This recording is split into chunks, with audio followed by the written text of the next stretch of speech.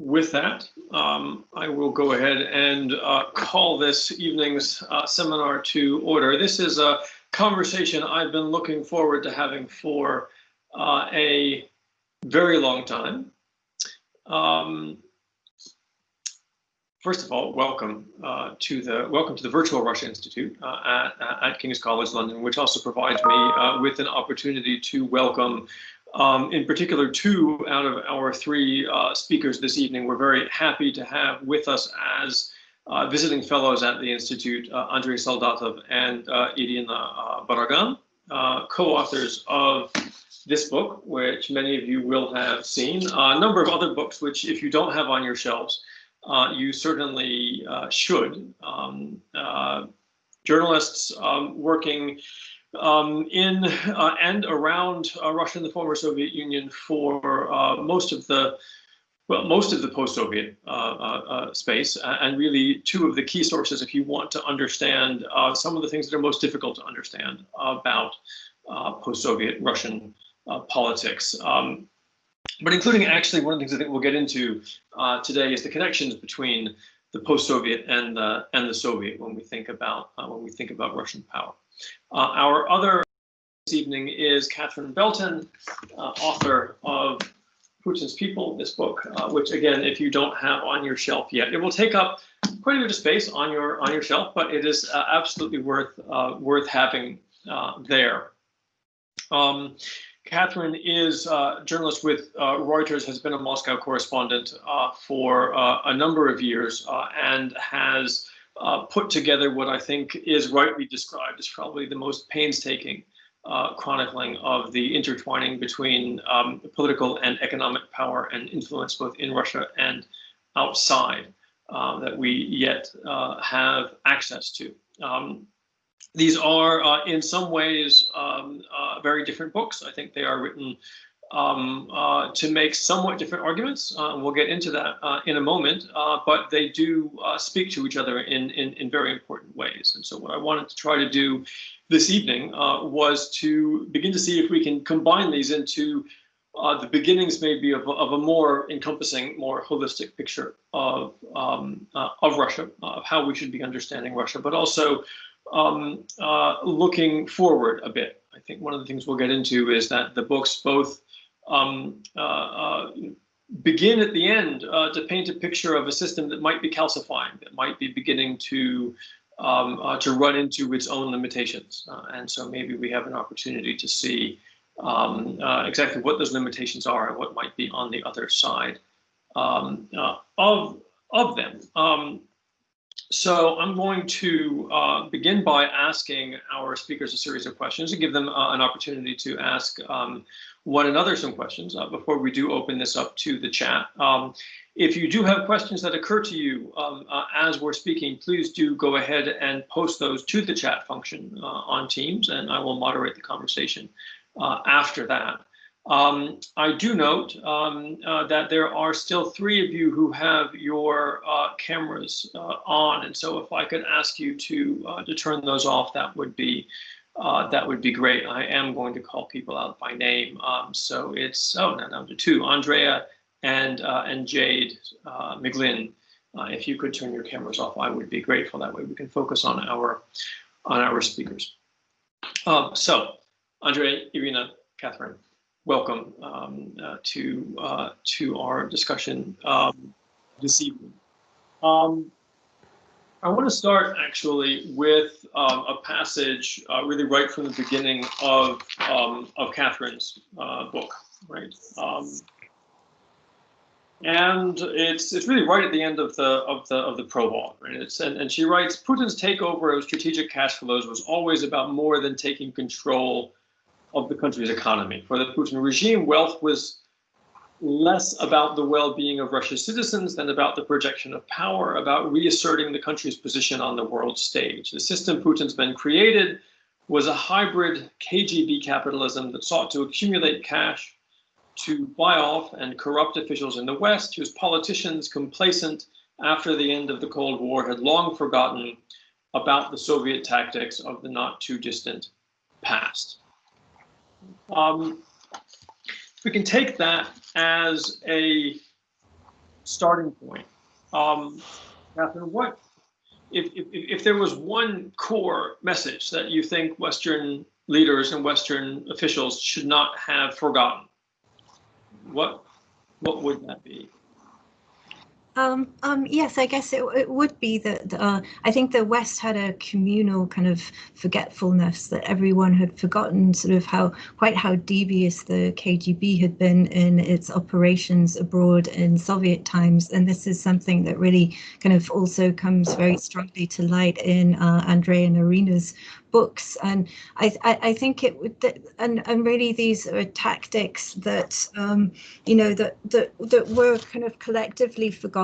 I guess Russia was seen as an economic basket case, but what was forgotten was that once sort of Putin came to power and was able to kind of accumulate control over those strategic cash flows, I think it was his operations were seen very much through a Western lens, that this was only about kleptocracy. This is just about lining him and his allies' pockets, which of course they're doing. Everyone likes to have big mansions and yachts and to give away cash to your mistress and her love child, perhaps. As we might have seen in a great report last week, you know, everyone likes to live well, and of course Putin and his cronies are no strangers to that as well. But there's only so many tens of billions of dollars that you can spend on buying yourself mansions and yachts. And actually, just as I was reporting, sort of the more I kind of tried to look into Gennady Timchenko, for instance, and his operations in Geneva, the more it became clear as I was speaking to his associates, some of them ex-KGB, and they would say, look, it's about more than lining pockets. It's about sort of accumulating strategic cash, first of all, for domestic control, so that you can have a kind of a slush fund to buy elections at home, to kind of keep regional governors under your control, to keep the newspapers under control. It's mostly an off-book system. But then it's also, once you kind of achieve critical mass at home, then you can start kind of expanding those networks and using it to kind of accumulate bigger slush funds to try and corrupt the political processes abroad. So, you know, I think Andrei and Irina's book does a brilliant job of telling how the sort of these KGB tactics of trying to keep a close eye and sort of to control dissidents abroad continued under the Putin age. But this was also a kind of, the tactics were also kind of continued from Soviet times, when the KGB also had their own black cash slush funds that they tried to make sure were not traceable to Western eyes, and they tried to use that to support communist parties and other political allies in the West, to try and undermine the West then and support its own communist organizations. That these were tactics that then continued most in particular during the Putin era. And Andrei and Irina themselves sort of write about how funding for illegals programs were sharply increased once Putin came to power, and so on. So I think there was a collective blindness, but a collective hope and naivety that all that was left for Russia to do was to join the Western-based global order, that Putin might be kind of, you know, acting pretty tough in strangling dissidents and clamping down at the opposition at home. But really, despite that, there was still kind of no path left for Russia but to kind of join this Western community, that it was just a petrostate that was weak, which it is weak, but also very good at these covert tactics. Sure. So that takes me actually into a passage really right in the middle of Andrei and Irina's book, where they're describing a meeting of KGB officials. I think this is happening in 1990 in the Moscow neighborhood of Yasenevo. And there's a group of people in a room, and they're being given a message, right? And the message is that Gorbachev, and this is the quote from the book, was supportive of the KGB, but would not act for its support. Right? One of the participants, this is Shibarshin, says, we need to lobby hard in parliament, in the journalistic corps, and with civic organizations. Right? In other words, the KGB could not count on the Kremlin anymore.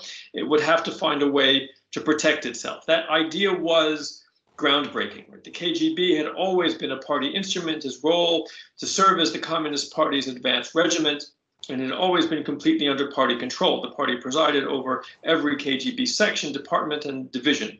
But that spring, in March of 1990, the Congress of People's Deputies of the Soviet Union had changed the Soviet constitution, removing the article pronouncing the Communist Party the leading political force in the country. The KGB was suddenly and simultaneously left without a boss, a protector, and a supervisor.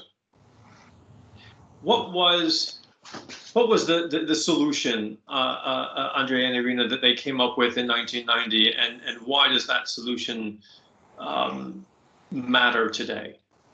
Well, it was, first of all, it was a meeting of the first chief directorate of the KGB, not of the entire KGB. And it looks like back then the idea was that biggest departments of the KGB started developing their own plans for their own fates, and they try to understand what they will do in a very uncertain future. And the foreign intelligence, because the first chief directorate was about foreign intelligence, they came up with a plan to completely rebrand themselves and to make up a new public image for themselves in Russia and abroad. And the reasons for that were quite clear. They were very scared of the fate of Stasi. They didn't want to be disbanded and purged and persecuted. What we wanted to do, we wanted to come up with the idea that actually what they did during the Soviet times was very similar to what the CIA and MI6 did. They were all gentlemen in white clothes, and they all did the same stuff, intelligence gathering, and it had nothing to do with repressions. And they were quite successful. They did exactly that. And a lot of journalists, including, to be honest, including us, they sort of bought this version because these guys were extremely successful. And the reputation of foreign intelligence in Russia and among Russian journalists was much higher than the reputation of the domestic agencies, the FSB. I want to add somewhat, a few words, really. We were a young journalist back in the 2000s, and we were to some extent we were a part of this SVR program, how to cheat journalists and how to improve their reputations. We were invited many times, and SVR, which is Russian intelligence agency, into the SVR mansions in the center of Moscow, very beautiful, and we talked with a press secretary who introduced us to old Soviet spies, and they told us their stories. All was favorable of them, and we published a lot of, frankly speaking, we published a lot of stories back then about brave, cool Soviet intelligence officers who were honest and doing and working like in white gloves. So our book, it's our new book, The Compatriots. It's some kind of an attempt to resurrect truth and to I don't know, to correct some mistakes. Okay. You know, you've had a chance now to take a look also at Catherine's book. I don't imagine, obviously, that you had the chance to see. This is the problem when people are writing books at the same time, right? You don't get a chance to see each other's books before they come out. You know, what if you had read Catherine's book before you had read yours, right? Would it have changed anything in the story that you told? Well, I think that one thing is really interesting and extremely important about Catherine books is, you know, as journalists and we've been writing about Russian secret services for almost 20 years, and we always ask it ourselves one question, is the question about a very tricky relationship between Putin's KGB past and his, say, criminal experience he got in the 1990s. And to what extent his actions and the actions of the Kremlin and of his cronies and of Russian bureaucracy at large, prompted by this KGB background or criminal background. And I still believe that it's a really tricky question. For instance, in our book, we found out that when we researched our book that for some strange reasons, if you look at Russian banking system, especially in the 1990s, almost everywhere you can see some former KGB officers, mostly from foreign intelligence. And it's exactly the point Catherine addressed. But also we see lots of these people with a very criminal background taking positions in very important corporations, actually, finally leading the way and establishing Russian policies in some very important areas. And the expose most of us read today, published by iStories about Putin's immediate circle and the way they do things. It's extremely important because, again, we see here some glimpse of how they do things, and to much extent it looks like they behave like some sort of criminal gang. Not lots of these things might be explained by the KGB past. They look and they act like criminals. For instance, if you marry a right woman, and in this case, Putin's daughter, you would be given with 17% of one of the biggest Russian oil company. But if you say divorce her, immediately this money taken out of you. And it's not a KGB tactics, to be honest. It's something completely different. And to what extent this criminal mentality defines the way Russian policy is done right now is a very good question. And I think what Catherine tried to do is answer to some extent to this question. And the problem is, of course, that we do not have all information which would help us to answer all these questions. And in many critical areas, we do not know, for instance, in Russian assassinations abroad, or what they do with Russian opposition, and how they do things with, say, if they decide to attack Russian opposition in the country, to what extent it's prompted by criminal experience or by the KGB experience. Because in some way they intervened, and the KGB actually, they got a lot of things from Russian criminal gangs. So, but this connection, this very tricky relationship between these two sides of say Kremlin's policy is extremely interesting. And I would love to, of course, to read Catherine's book before we started writing our book. Catherine, I think I would ask you the same question. Right? Yes. Chance to read Andrei and Irina's book first, right? Would that have elucidated something in the story that you wanted to tell? I think what impressed me most about Andrei and Irina's book is really the historical sweep about how they've sort of dug back and gone into the Soviet archives, gone back into the operations of, the early Soviet history, and sort of describing the bungled attempts to assassinate Trotsky, which I guess still have their echoes in the operations of the current day. I mean, the KGB and FSB assassinations are also now not always successful, as we've seen with Navalny and with Skripal. So, and I think it's just this broader historical perspective, and, they're such great journalists. And I think I would have felt, had I read their book, I think theirs was published just as I submitted mine, and then it came out in April. We had some delay while we were dealing with some legal issues, but I think I had on one hand a policy of trying not to read other people's books for fear that I'd suddenly subconsciously consume them and they'd find themselves into my narrative, which was just based on reporting. But I think it would have made my own book, I think, much richer, because it is they focused mainly on the KGB's political operations and the attempts to control the diaspora as both a threat to the regime, to the Kremlin in Soviet times and at the current day, and also just as a way of kind of just just trying to control the political climate, whereas I was trying to follow the money and what was happening with kind of the takeover of cash flow. So there are two different books, but I could have benefited greatly from Andrei and Irina's sort of historical sweep, and this kind of, you can really see the patterns of operations repeating themselves under the Putin regime. But to Andrei's point about this sort of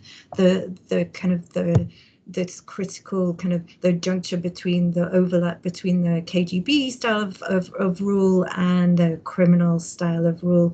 And I think perhaps a point that I could have and should have made more strongly in my book is that I think in the Putin regime, you see this fusion between the KGB and the criminal tactics much, much more strongly. Like, for instance, there was one former KGB officer who worked with Putin for a short time in St. Petersburg in the early 90s from the Moscow elite, and he in many ways considered himself above the St. Petersburg KGB guys. He said that even the St. Petersburg KGB guys, they considered themselves people of the second class. They weren't as well educated, and that made them more ruthless and more likely to join forces with the organized crime elements, which perhaps the kind of more prestigious Moscow guys might not have wanted to do. And indeed, they wouldn't have wanted to get their hands dirty. Indeed, this former Moscow KGB officer, as soon as Putin and his guys joined forces with the organized crime elements in St. Petersburg, that was it. He was out of business. He just didn't want to be involved. And I think this is a split that we can also see in the present day. I think there are sort of many elements of the Moscow KGB or ex-Moscow security services who are now kind of just slightly horrified at how heavy-handed the tactics of the Putin regime are. And I think this could be one kind of point of resistance. I mean, who knows? I mean, whether they will actually do anything actively, but you see more and more kind of disenfranchised Moscow security service elements who've been dispossessed of their economic interests and who are really upset at this real criminal way of running the country. So, I mean, I guess we have to see whether this is ever going to be a real split.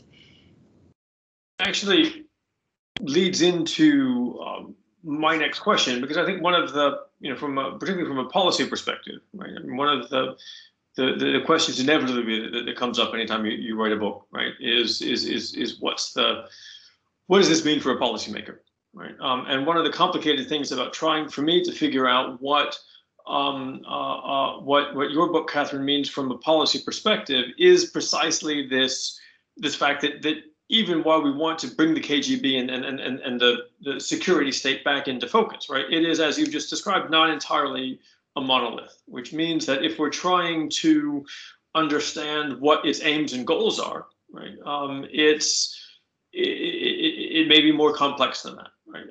So I suppose my question really is can we distill down to some kind of common denominator, right?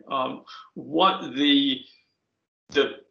the policy objectives of this, post-KGB or this security state are? What would constitute success for them, and maybe what sorts of compromises are possible? When would enough be enough from their perspective?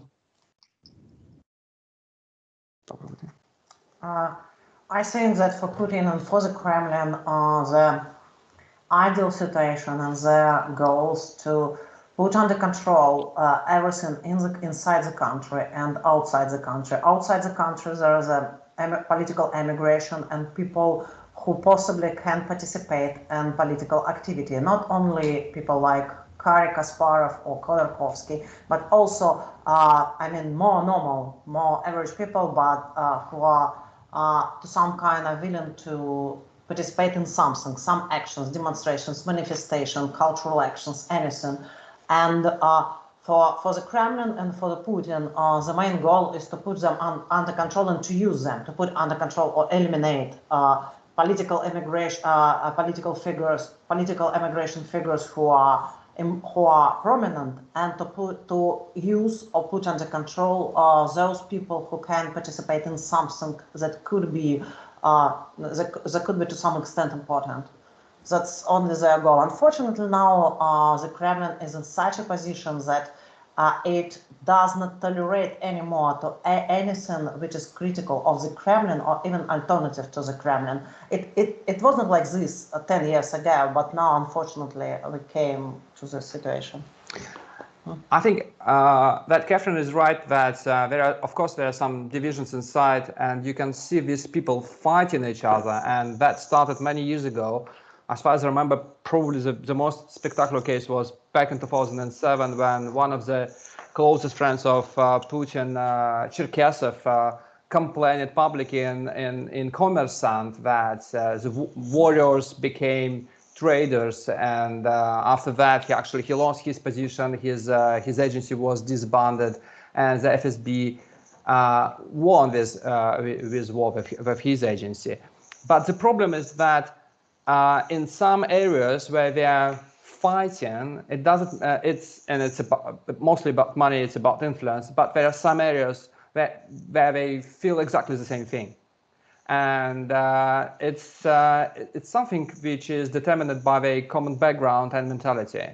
And for these people, even if they say today fighting about some big control over some big corporation or some asset, if, say, the same day they just feel that there is some threat to political stability, the way they understand this terminology, they would unite and join their forces, and they would fight this war together. And the problem is that in some areas, specifically with, say, political immigration, the way of thinking is to a large extent determined by the Soviet legacy. And all of them, they have this fear of another revolution. They actually believe in the idea that 1917 could be repeated, and that in 1917, a bunch of emigre revolutionaries went back to Russia, helped by the Germans, and succeeded to destroy the mighty Russian Empire with probably the most powerful secret service in the world back then.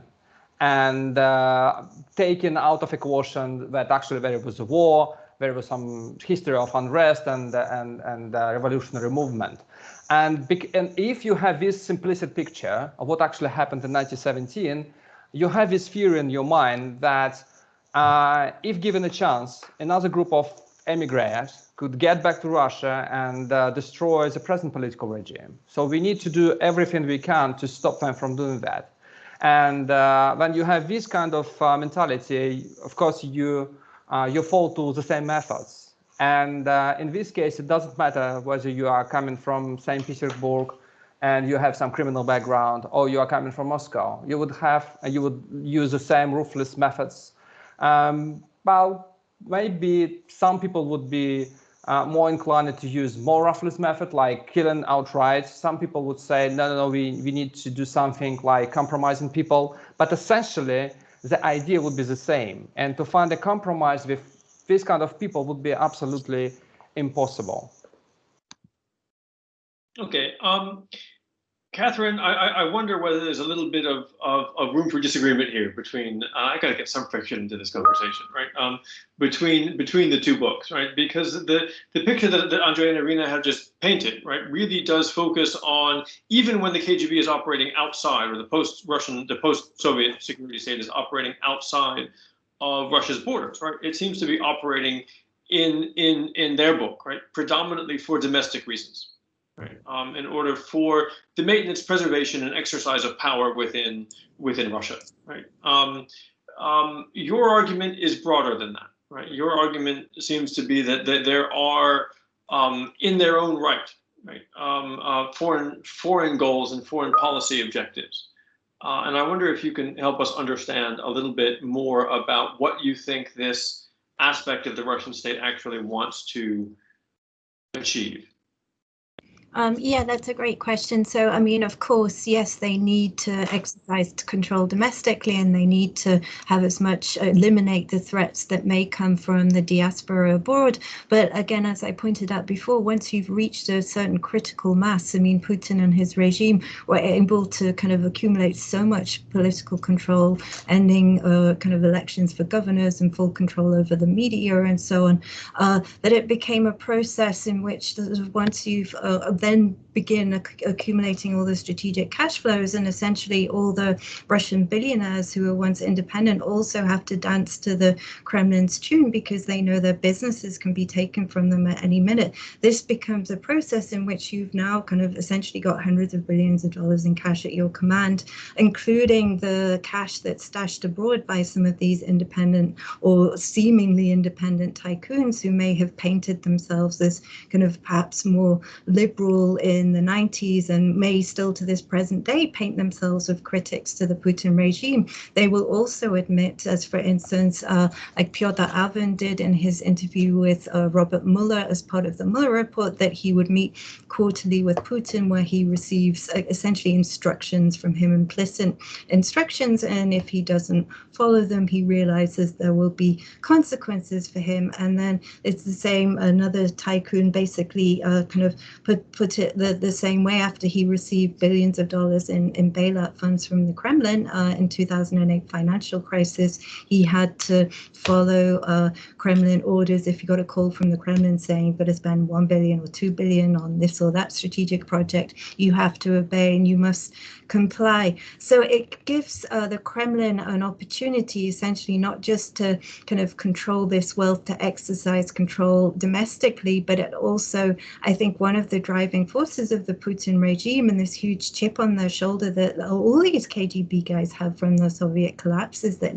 there's this sense of humiliation. They want to restore Russia's role as a player on the global stage. And the way they know how to do that is by undermining other countries' democracies. Unfortunately, they haven't been able to build a kind of a strong, vibrant economy at home, in which could have been one way of gaining more recognition on the world stage. But we've heard it from Putin and other members of his entourage repeatedly that they want a greater say in the global security architecture. They want Russia to be recognized, when all the while for most of Putin's rule, the West has kind of ignored Russia, said we've got more important things to think about, kind of like you don't matter anymore. And this, of course, has inflamed Putin and his KGB allies. And so they've returned to kind of the tactics of the past, in which they now have so much more wealth at their command so it can be deployed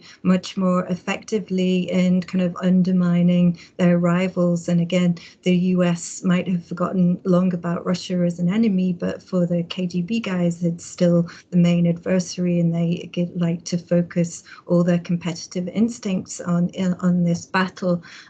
So yeah, I mean, I think going back to the question of what is the end game for, I mean, what would they like to achieve? I think we saw it reach its zenith in the last year or so when Putin's telling my ex-colleagues at the FT that liberalism is obsolete, and you've seen the rise of these nationalist populist leaders and sort of this tearing up of the post-Cold War kind of architecture, and the kind of the breaking of the alliances within the EU and between the EU and the US. I think, yes, Russia would like to see the EU kind of crumble, so it could pick off the states and form alliances with each and every country, or as we've seen in, there was an investigation by Italian Espresso magazine where, sort of Salvini, the head of Lega Nord, or an aide to him, was talking with Kremlin operatives about creating a sort of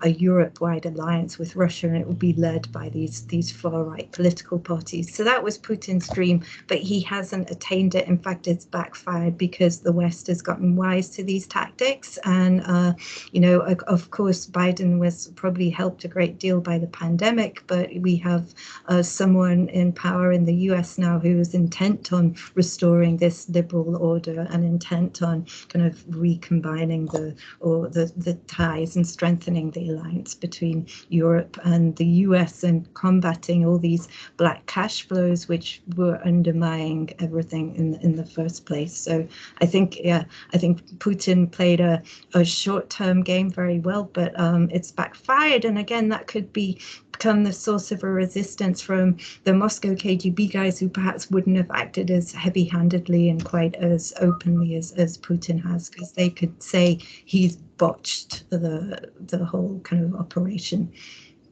So there's a number of really good questions coming in the chat, and I'm going to turn to them in a moment. But I do want to do one more round with the panel first. And Catherine, I want to stick with you if I can first, because you mentioned Biden.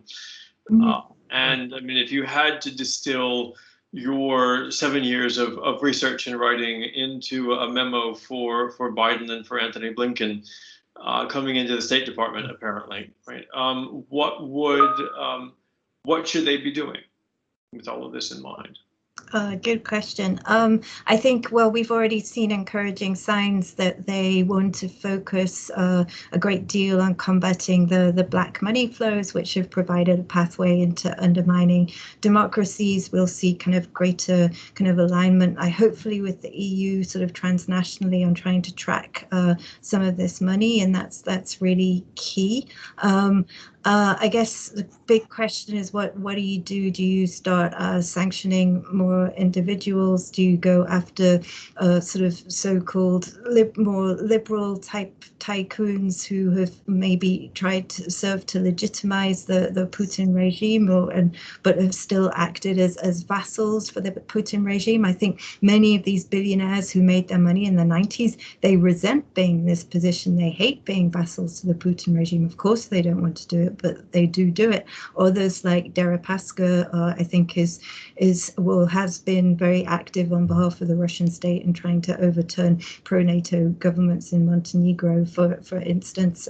Obviously, he's already faced sanctions. There are others who've been involved who should also face sanctions.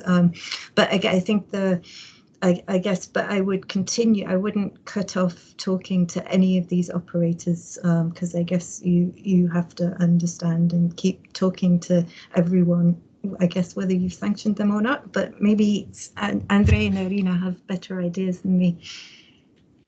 Well, to be honest, I think it's really difficult for a journalist to give an advice to policymakers. I don't even know if that's completely appropriate, but I would say that one thing is maybe it's worth keeping in mind that there is this feeling of profound insecurity, which is extremely important for the Kremlin, and you see this feeling actually determining things in some areas. I mean, some geographical regions more than in other regions.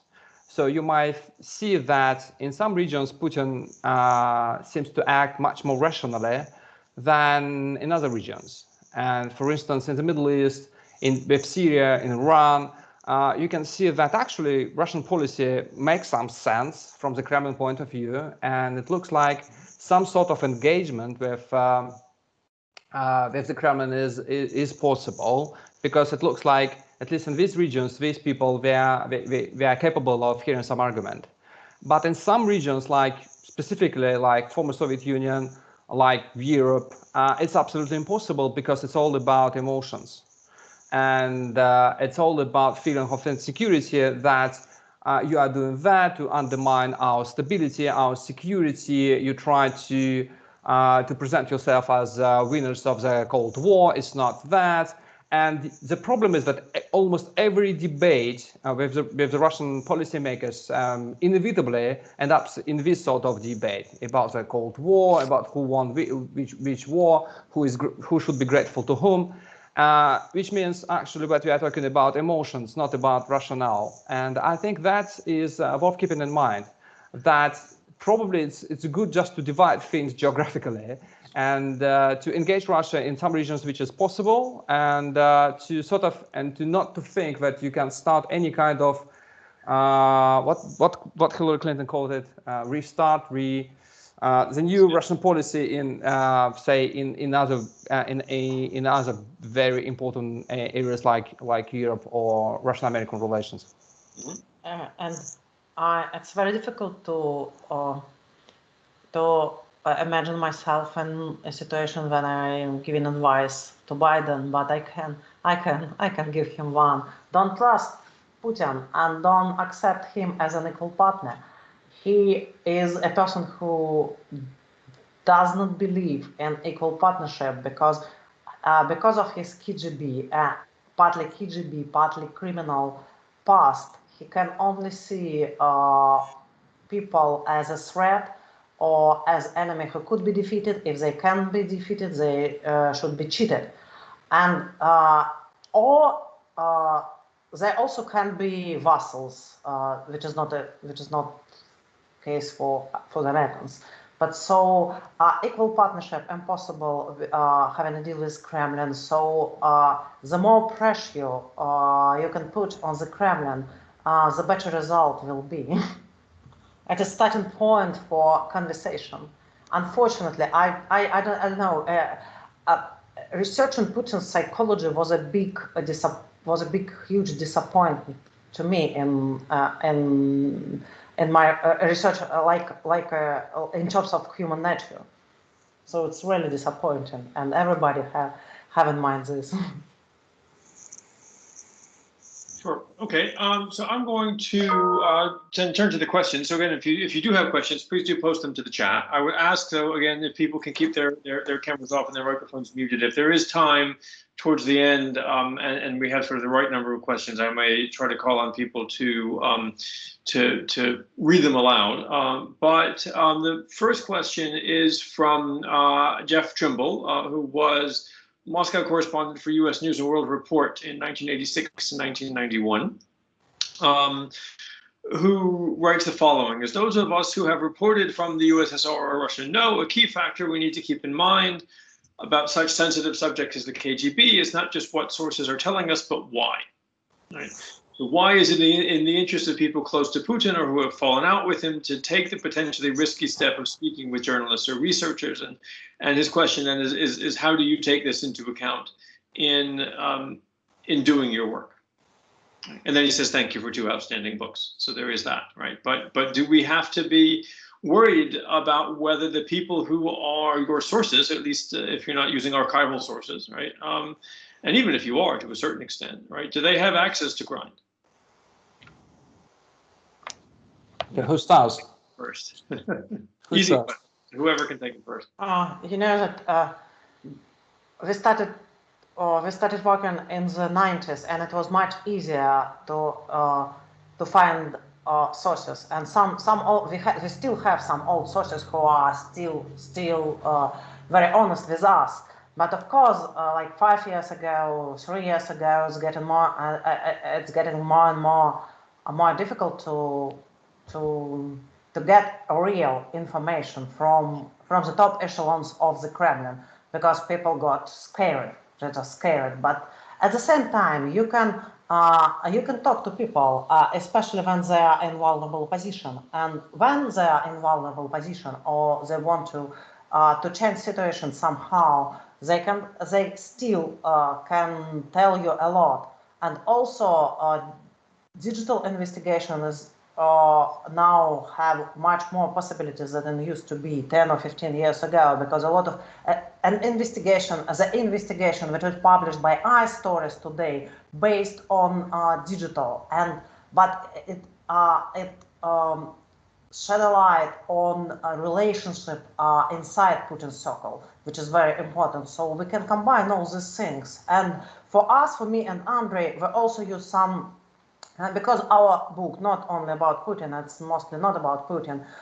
We use people who are relatives of our characters and their descendants. So they told us a lot about what was going on in the 30s, in the 40s.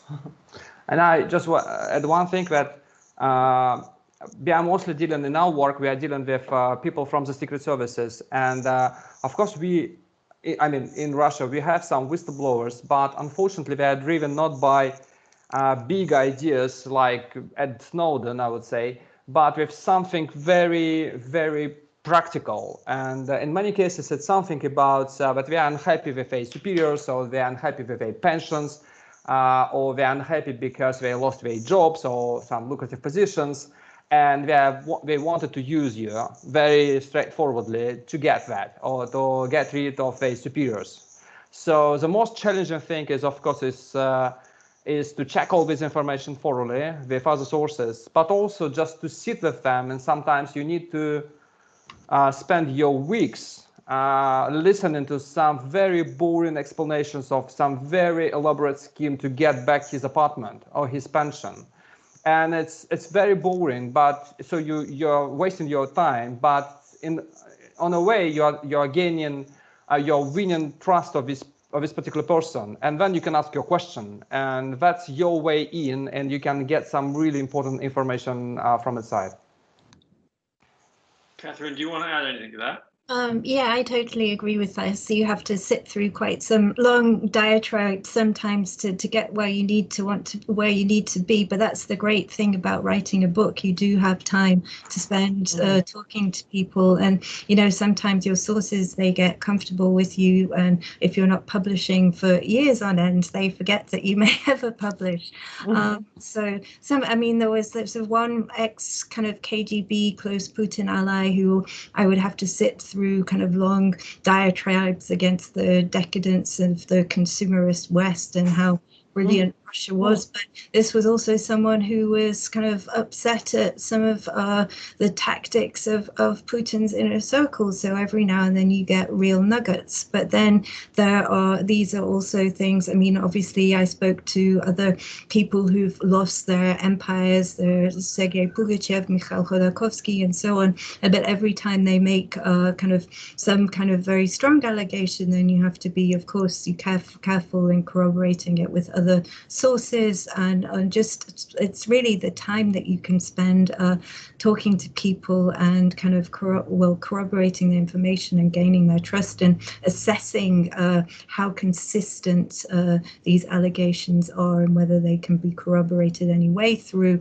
other sources or through other evidence. So yeah, it is a painstaking process, but it's certainly worth doing.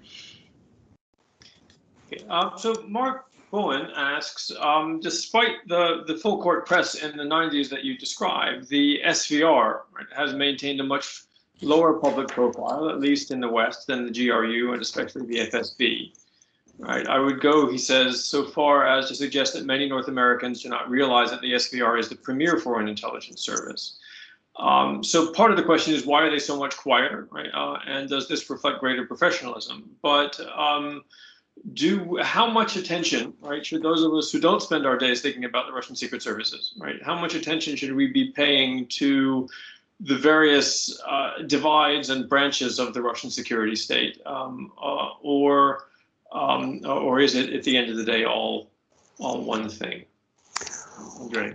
Yeah, it's an excellent question, actually. To some extent, people as a SVR, we are a bit more cautious because they want to keep their positions inside. They want to be stationed abroad, and they don't want to be kicked out because of some adventure and because of some order they got from the Kremlin. So sometimes they're trying to sabotage to some extent the most adventurous ideas from the Kremlin. Also because there is a big difference in personnel between the Russian military intelligence and the SVR, because the SVR was never actually reformed, which means that now inside you can see lots of families actually who are doing this for several generations. And for them, it's something extremely precious that they can be stationed in the West, in the United States, or in London, or in Europe, and it's a big thing. The military intelligence was reformed very recently, like 10 years ago, and it was reduced in the size and then expanded very quickly, which means they needed to get some new people. and the only resource for to fighting all these people were Russian special forces.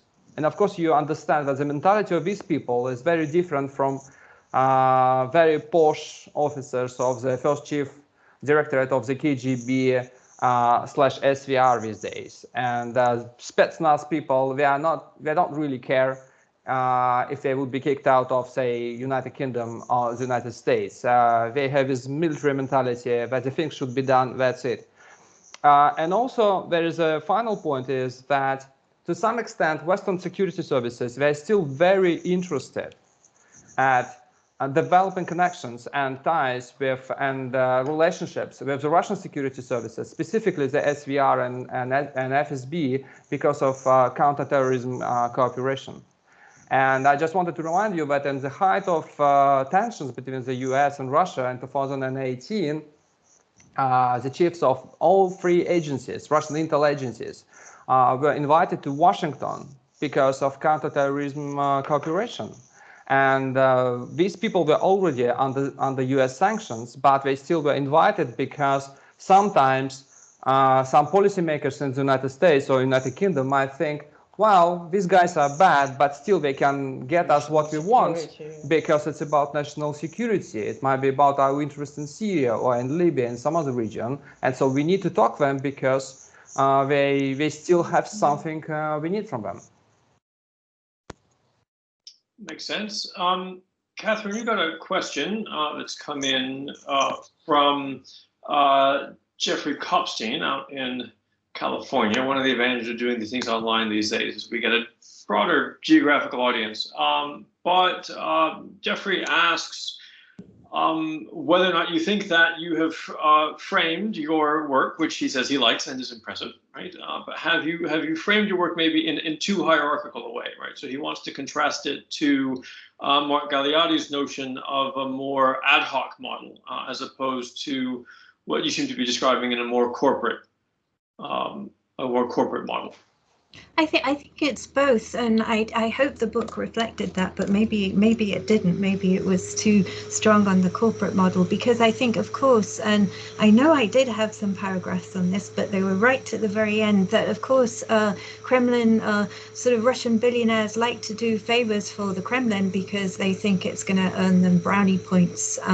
So some of it might not be directed exactly by the Kremlin, but you might get sort of Prigozhin trying to worm his way into the Kremlin good books by doing favors in Libya. And of course, you have competition between some of these groups in these arenas as well, because it's in Libya, for instance, it's not just Prigozhin's mercenaries. Deripaska is still very active, where he has more well-established ties with older members of the Gaddafi family, for instance. And then there are others who are trying to muscle their way into, like Konstantin Malafeyev, this very Russian Orthodox oligarch who's a bit of a pipsqueak compared to the older tycoons, and probably will do anything to kind of get in the Kremlin's favor. So yes, of course, it's an adhocracy, but there's also evidence that I've seen and sort of quite convinced of that, you know, when it comes to sort of like the top strategic operations or perhaps political assassinations, then you don't get to just act as you want without getting some kind of go-ahead from the Kremlin, whether it's just a nod or kind of something that I don't think ever Putin is going to sign off on an order to assassinate a target, because he's not that stupid. But we all know as well from Arvin's words too in his interview with Mueller, I'll go back to this, that you receive kind of instructions that are not given directly, but they're implicitly understood. And again, this is the mafia way of operating through понятия and understandings, that you're given suggestions that you have to act on, which the Kremlin can still plausibly deny as coming from them, but you have to follow through, otherwise you face consequences. So, you know, it's of course it's a mixture. It's never just one thing or the other. Sure. While we're on that topic of the Mueller report, Tamsin Shaw has a question about whether, once Trump is out of office and maybe some transparency returns to aspects of American politics, whether we should expect any big surprises concerning oligarch or Kremlin activity in the U.S. that we have not yet been able to see. Anything we might see, anything that any of you are aware of that we might see when the curtains are lifted? I guess all I would say would be I hope so. Like I hope the Southern District of New York will do its job and like investigate if any kind of strange relations there still are between Deutsche Bank giving all that cash to Trump, and whether there was any sort of Kremlin stimulus to do so, because of course it's still kind of not clear why you would agree to lend more than $300 million in cash to a businessman who'd already defaulted on loans, saying that a personal guarantee was enough when Trump had already not made good on a personal guarantee on earlier loans, and in fact sued Deutsche Bank. I mean, why would any banker in their right mind go ahead and lend that money? It's still a mystery. Andrei, Irina, any insight into the future of American politics? Well, to be honest, we don't know, but I'm still waiting for at least one report which is yet to come out, or maybe it never comes out. If you remember the investigation into 2016 Russian interference, it was about basically two cyber groups and two agencies. And when we heard a lot about Russian trolls and we heard a lot about Russian intelligence, military intelligence, but for some reason the first group was completely sort of abandoned and completely forgot. And first it was even the attribution of the group changed. So first it was about the FSB. Then lots of cyber experts said, no, it was not the FSB, it was probably SVR. And then it was that was it. I mean, we heard nothing about this part of the report, which is supposed to be published, and it was never published. So I hope that one day it would be published. But that's just hope. Yeah, and also Rybolovlev acquirement of Trump's real estate in Florida will be I hope that it will be investigated properly, because everybody talks about this in the United States. Why talk about this? Why Rybolovlev paid so huge sum of money to Trump, and what it was, whether it was the Kremlin's bribe or what, and what he got back. I mean, the Kremlin, because it's clearly was not the Rybolovlev personal idea to pay excessive amount of money for Trump's real estate, and this thing should be investigated, and it's very interesting. Great. From American political change, right, let's look back to Russia, if we can. There's a number of questions about what might come next for Russia. So from one participant, unfortunately, I don't have your first name, but by the last name of Dergai, apologies for that. I can only pronounce names in Russian. Any other language, I'm hopeless. But asked about what would be a possible scenario for the post-Putin era, right? Are we looking at the elite coming along and deciding that it's time for this guy to go? Or are we looking at a repeat of 1993 and Alexander has clarified his name. Repeated 1993 and tanks in front of the Belly Dome. Are we looking at sort of something more chaotic, or something more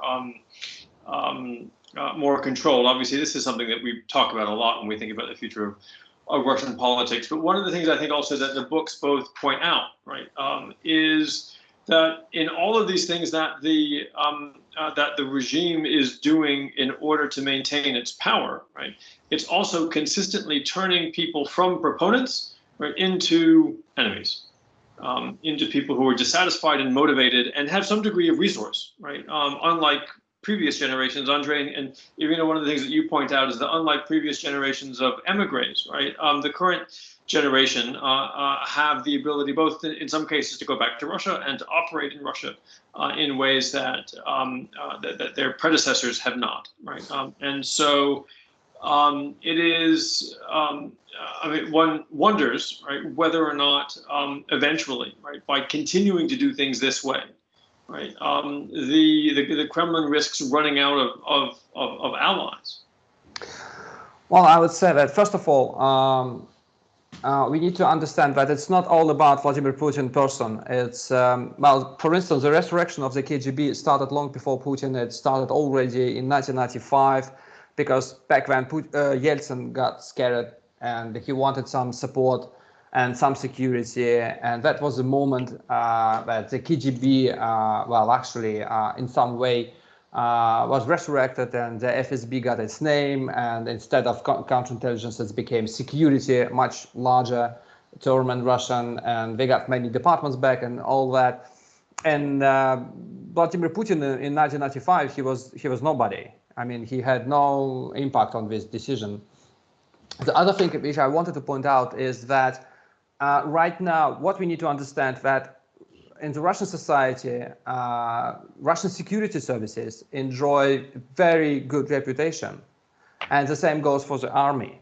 The army is extremely popular, and when you have this kind of mentality, extremely popular, so you have military and security, and they are the most popular forces in the society, well, all these things about enemies suddenly make sense.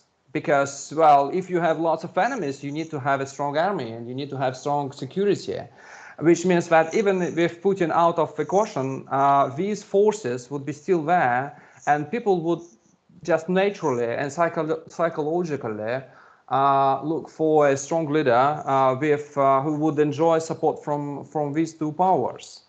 And to be honest, just personally, I think that the support the military now enjoys is even more frightening than the support the security services enjoyed, because the military tends to be a bit more adventurous, and they are trying to have a say almost everywhere. They are having a say now in the affairs of church, of history, of ideology, of how to educate your youth everywhere, and it's such a big thing that we just cannot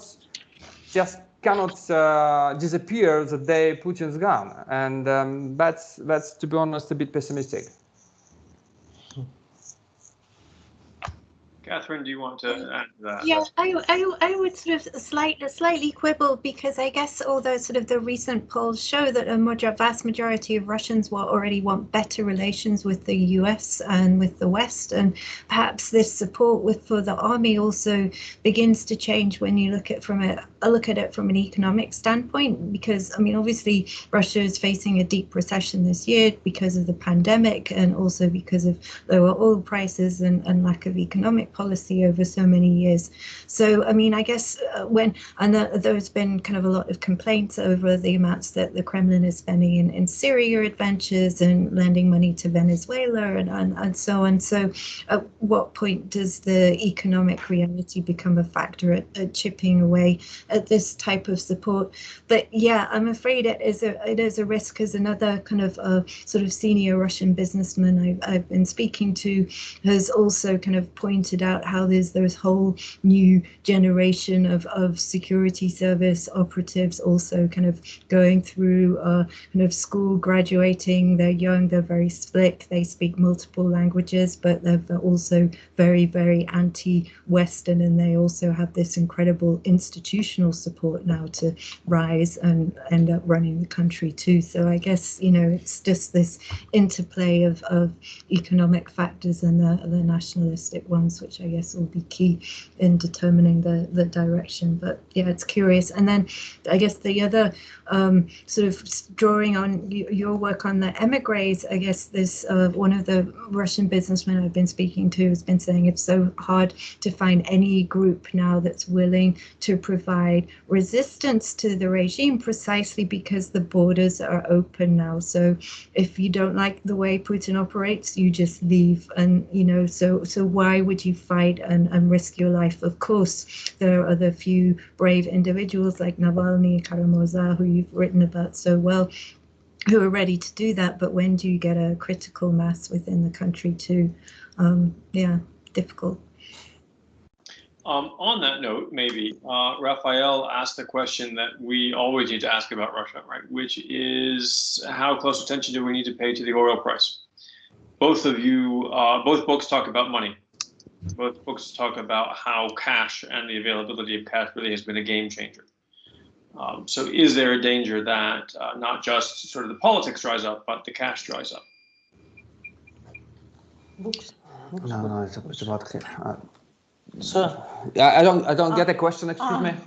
Is the system in danger of running out of money if oil prices don't pick up?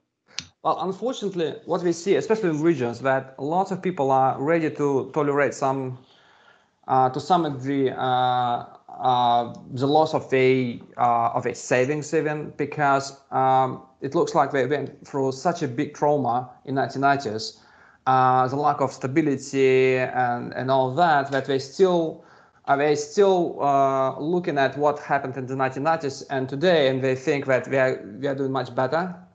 And it's still way better than it was in the 1990s, and which means that they are ready to sacrifice in behalf of this political stability, and they would be ready to survive on very low incomes, and it would be still fine for them. It would not cause a big political unrest. I'm sure it's not enough. And to be honest, I think the only thing which could actually provoke some sort of big political unrest is something like a big natural disaster like Chernobyl catastrophe, and I think the Kremlin actually is quite aware of it, and that's probably the reason why the Kremlin was so nervous about this famous TV series Chernobyl, and why it was banned, and then the Kremlin sponsored the making of its own version of what actually happened in Chernobyl, of course with CIA plots and all that. Because we understand that actually the big change in the Soviet Union started with Chernobyl, when everybody, no matter how much money they have and what kind of positions they have in the Soviet society, just in the moment we understood how vulnerable all of them were, and it was such a big shock for the society. So we need some really big shock, and unfortunately I think money is not that. I think that Russian economic situation could change the game, because people who live in Moscow, St. Petersburg, and a couple of other big cities, which is they really could unrest, because they get used to make money, and they get used to live quite well. And of course, in Russia,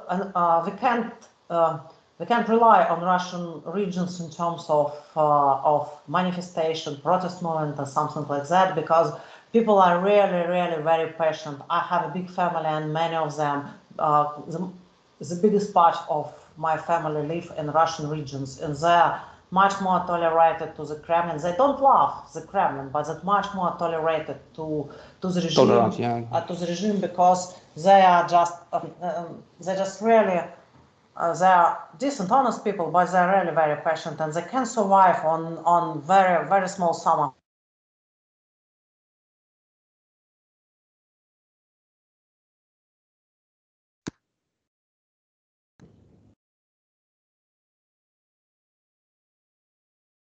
Oh, have we lost Andrei and Irina?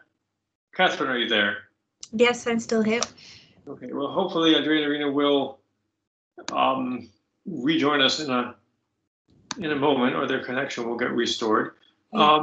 In the meantime, there's a question from Jan Dauman. We've been talking a lot about Russia and the West. Do we need to figure China into this conversation? Is that volume 2, maybe? I guess maybe, because obviously the US would be concerned about any kind of closening of the relationship between Russia and China, but I guess the signs are that maybe the new Biden administration will kind of seek a new détente with China, which of course leaves Russia a bit in the cold, and they're not going to enjoy seeing that. I'm not a China expert, so it's not the best question to address to me, but I think sort of the kind of closer the US can be with China, the worse, of course, for Russia. But then, of course, there are mutual suspicions on all sides, as everyone knows well. As you talk to your informant, right, and you get some sense of what how the system is operating and how it's looking at the world, right? I mean, the conversations really do focus on Russia and the West. Does China never come up in those conversations? I guess the people that I speak to, they don't travel to China and they haven't really had any business dealings with China. So I guess no, it doesn't come up, apart from I remember having one conversation a long time ago with Alexander Voloshin, who spoke of how he hated going to China, but that was about as deep as it went. That's a different conversation. Yeah. Andrei, Irina, are you back? Yes, we are back. Yes. Can you hear us? I can. Oh, and we can see you. Great. So we were just talking a little bit while we were waiting for you to come back about China, because we've been talking mostly about Russia and the West. And Jan Dauman, one of our audience members, asked whether or not we need to be factoring China into this conversation, or really does the security state only look westward? I think it's actually it's a very good question, because China is to some extent it is a question where you have Russian political elites completely divided. So you have political people in the Kremlin very keen to find a way to work with China, and we, for instance, our area of expertise is telecommunications and surveillance, and it was absolutely clear over the last 5-7 years that the Kremlin was really interested to use Chinese expertise at introducing tighter control of the internet. And it was very much more clear even this year because of pandemics, and Moscow Mayor Sobyanin invited lots of Chinese experts to Moscow to help him to build the more totalitarian system of control over Muscovites and surveillance over Muscovites. But at the same time, the Russian security services are extremely suspicious and I would say paranoid about China. And they are very adamant not to let the Chinese into the Russian telecommunications. And now we have this ongoing battle for almost 5-7 years. And you have people, Catherine mentioned it, like Konstantin Malafeev, are lobbying for more Chinese participation in Russia, especially in Russian telecommunications, and the FSB are constantly fighting back. It's a very interesting game right now, and to be honest, I just don't know who is winning. And I see a big obstacle for Russia-China cooperation, because Russian officials and the Kremlin, they love China as a state, but they despise the Chinese, and it's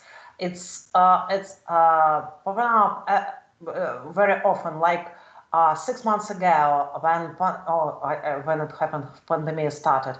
Sobyanin, a mayor of Moscow, said that we have to prohibit Chinese from entering our country because this is a Chinese virus, and something like this. It sounded like very xenophobic. But after that, when he found out that he needs Chinese equipment, that he needs Chinese cooperation in terms of surveillance over Muscovites, he excused himself. But at the same time, I think it's a very big obstacle, because it's really don't respect Chinese as people, as nation. Understood. So what I want to do now is give each of you an opportunity to ask the other a question. So Andrei, Irina, do you have a question for Catherine?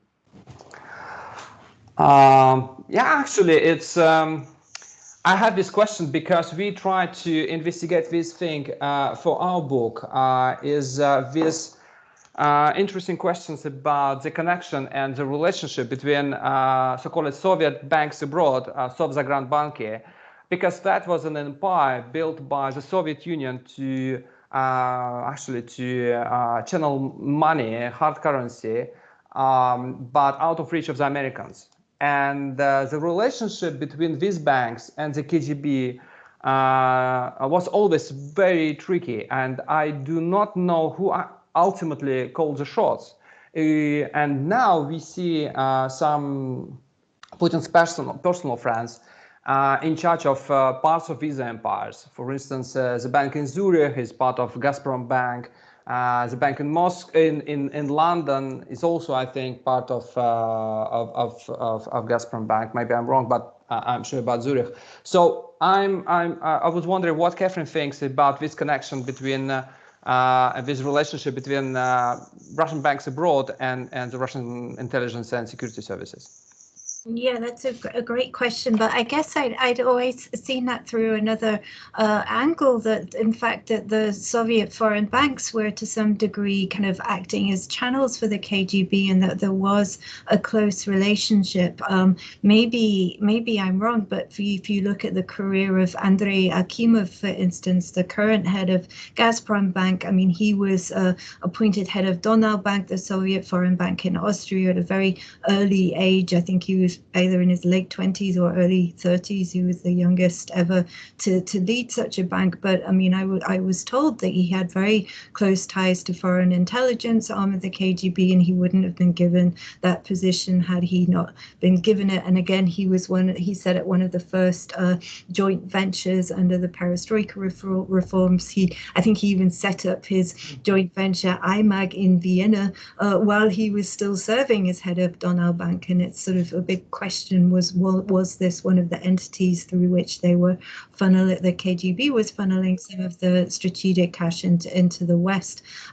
So I've seen I would say that there has been a tight relationship, and I guess it's a question of Viktor Gerashchenko. He was always a very powerful figure in the Soviet foreign banking system. He was head of I think the bank in Beirut and then in Singapore, and he was a very, very clever operator indeed. And sort of how important was it for the Foreign Intelligence Service, or just for Viktor Gerashchenko, that he then was appointed central bank chairman? I guess that's curious. But I guess under his watch as well, we saw all this money funneled from the central bank reserves through FIMACO, the Jersey entity that was also designed to hide money from the US and the West. We saw allegedly the IMF loans getting thrown through there, and sort of money invested into the GKO market. So it became another hub of black cash for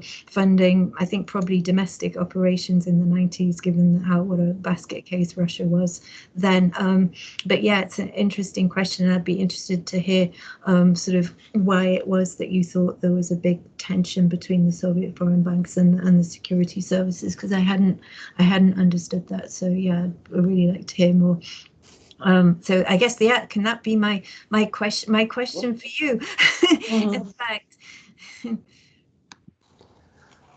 Well, I think that's what we need to understand, that, and we were constantly reminded of that also well, these Soviet banks abroad were also about funneling money to political parties in the West, and this area was closely supervised not by the KGB but the Politburo, and political people were in charge, and the KGB of course were used, but they were not the people who actually called the shots. They were not the most important part of this equation, and I think it's still very tricky about this relationship, and had many conversations with people who were in charge of this bank in Switzerland, and it looks like to some extent they despised people from the KGB. Sometimes they were forced to help them, but in many cases they outsmarted the KGB people. But still, well, as you say, it's a very complicated and very interesting topic, and I hope that someday somebody would write a proper book about it. Yeah, indeed. Sounds like an idea. Okay, well, I want to draw it to a close in a moment. There was one other question that came over in the chat. There's a lot of questions, of course, that we didn't get to, so I do hope that people will find an opportunity to follow up later, and I do apologize for that. But there's one other question that was asked again by Mark Bowen, right? So aside from, again, going out and making sure that you read these two books if you haven't done so already, right? And aside from reading Catherine's work with Reuters and signing up to Agentura and reading what Andrei and Irina write, right? What should people who are interested in these topics be reading? periodicals, blogs, Telegram channels? Well, first of all, we have right now some sort of renaissance of investigative journalism in Russia, which is a really great and completely unexpected thing.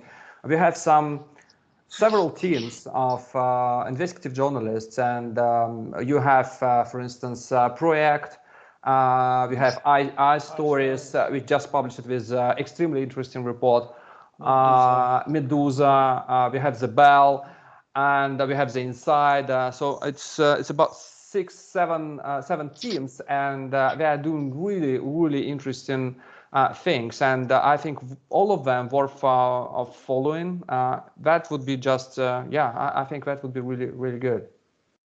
Yeah, and they're translating all their articles now into English. So if you don't have Russian language, they're really worth watching. Like Project, which Andrei just mentioned, published this fabulous report last week in which they traced the handing over of a 2.8% stake in Bank Russia to kind of Putin's alleged girlfriend, who may or may not have had his daughter, who somehow looks incredibly like him.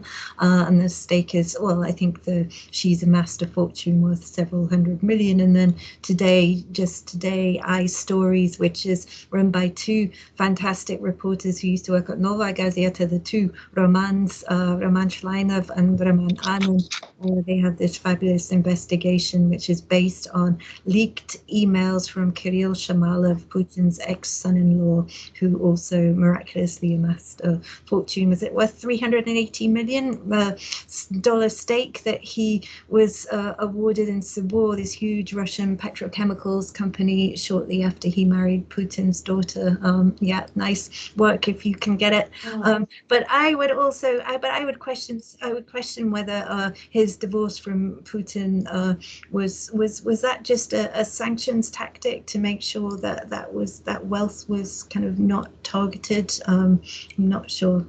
That's a big question. As far as I got it was real. Yeah, because he got remarried to somebody else. He got remarried, yeah. Okay.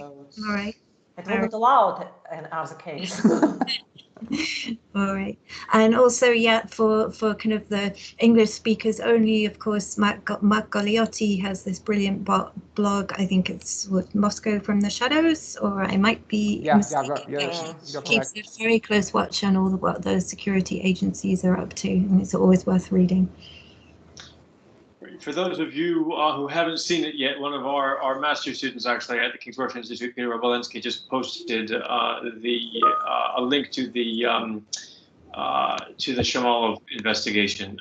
So do read that. It's well worth your time.